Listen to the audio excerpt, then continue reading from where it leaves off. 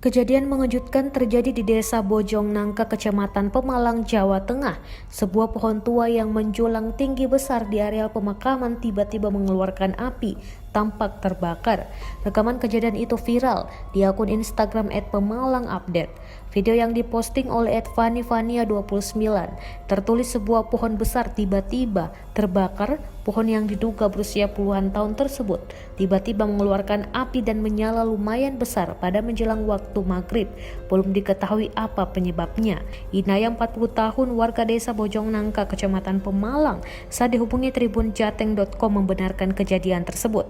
Betul mas, kejadian itu memang ada. Kejadiannya pada Sabtu 14 November 2020 petang, sekitar pukul 17:15 waktu Indonesia Barat lalu, di sebuah area pemakaman Pepinden, desa setempat, kata Inayah.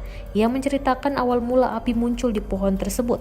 Sebelum terbakar, ada orang yang membakar sampah, tapi lokasinya agak jauh dari pohon tersebut.